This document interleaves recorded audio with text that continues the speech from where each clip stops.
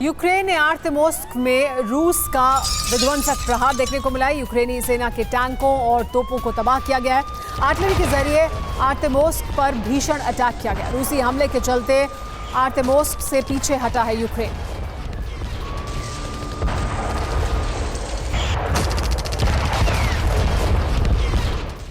Gaza विध्वंस का दूसरा फेज भी शुरू हो गया है। गाजा में युद्ध विराम के बीच भी इजरायल और हमास के बीच आमने सामने की लड़ाई चल रही है, जो इस बात का संकेत है कि गाजा में एक बार फिर महाविध्वंस होने वाला है।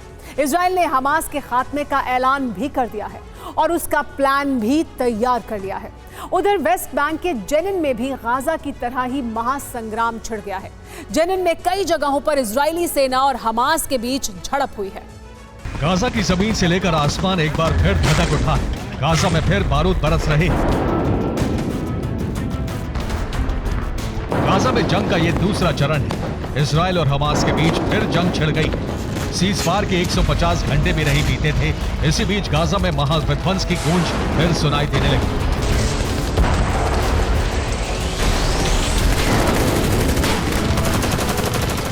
एक बार फिर बम धमाकों से उत्तरी गाजा दहल उठा। हमास ने इजरायली सेना पर हमले के आरोप लगाए। हालांकि हमास के दावों के उलट इजरायली सेना ने हमास पर ही सीज़फायर के उल्लंघन का आरोप लगाया।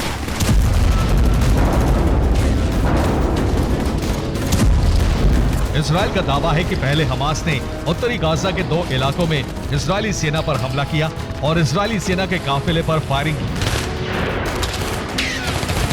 और फिर उसके बाद नॉर्थ गाजा में इजरायली ड्रोन गरजने लगे।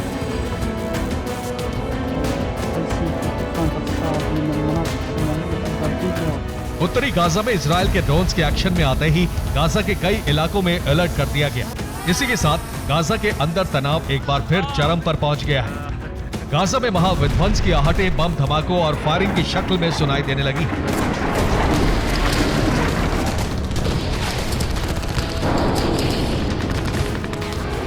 फिलिस्तीन मीडिया की खबरों के मुताबिक सीज़फायर के बीच ही 2 दिन पहले गाजा में आईडीएफ के फाइटर जेट भी दिखे, जिसके बाद गाजा पर विनाश के बादल एक बार फिर मंडराने लगे।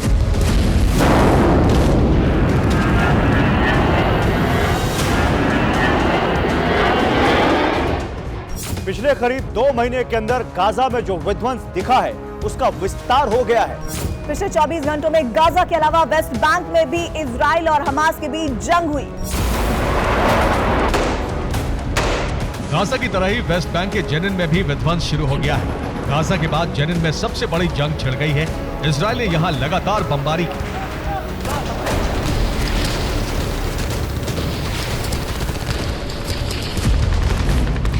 इजरायली सेना ने जेनिन कैंप में हमास के ठिकाने को तबाह कर दिया और जेनिन के अल दम्स में आईडीएफ ने हमास की इमारत को उड़ा दिया। फिलिस्तीन मीडिया के दावों पर यकीन करें तो मंगलवार की रात करीब 9 बजे से ही आईडीएफ ने जेनिन में ग्राउंड ऑपरेशन शुरू कर दिया था। बारूदी संग्राम के बीच जेनिन में कई जगहों पर हमास और इजरायल की जोरदार झड़प हुई। जेनिन में आईडीएफ ने 1100 सैनिकों के साथ हमला किया। जेनिन हमले में आईडीएफ के 100 मिलिट्री व्हीकल शामिल थे। आईडीएफ के निशाने पर जेनिन के शिविर थे। दावा है कि आईडीएफ ने जेनिन के सभी अस्पतालों को घेर लिया। हमास ने एम्बुलेंस से घायलों के अपहरण का भी दावा किया है।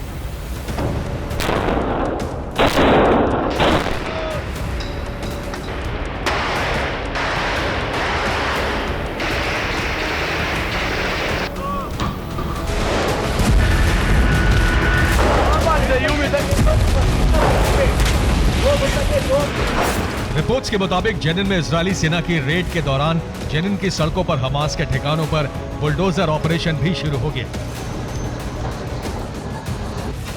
हमास ने आरोप लगाया कि जेनिन पर 7 इजरायली बुलडोजर से हमला किया गया और 400 से ज्यादा घरों को ध्वस्त कर दिया गया।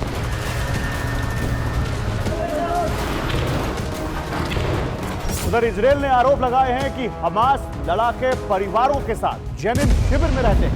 इजरायली सेना ने जेनिन कैंप से हमास को हथियारों और बम बारूद की सप्लाई का भी आरोप लगाया है।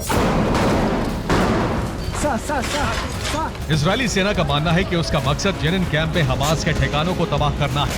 आम लोगों को इजरायली सेना निशाना नहीं बनाएगी।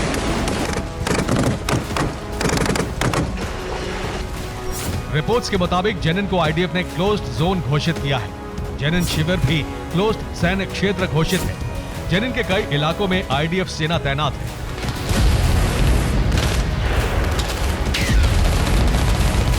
आईडीएफ ने जेनिन में पिछले 2 दशकों में सबसे बड़ी रेड की है। जंग छिड़ने के बाद से आईडीएफ ने जेनिन शहर और यहां के शिविरों में कई बार छापे मारे हैं।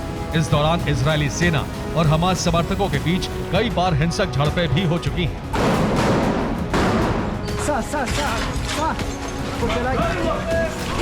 हमास और इजरायल के संघर्ष में जेनिन की काफी अहमियत है। जेनिन वेस्ट बैंक के उत्तर में है और फिलहाल फिलिस्तीन प्रशासन के अधीन है।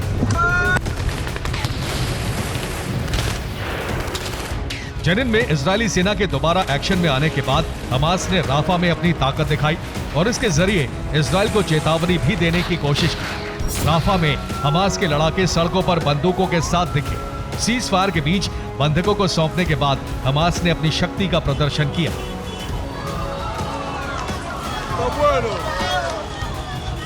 दूसरी ओर इजरायल ने कहा है कि जंग और भीषण होगी। इजरायली सेना ने सौगंध ली है कि वो गाजा से लेकर वेस्ट बैंक तक हमास और उसके समर्थकों का पूरी तरह सफाया करने के बाद ही शांति से बैठेगी।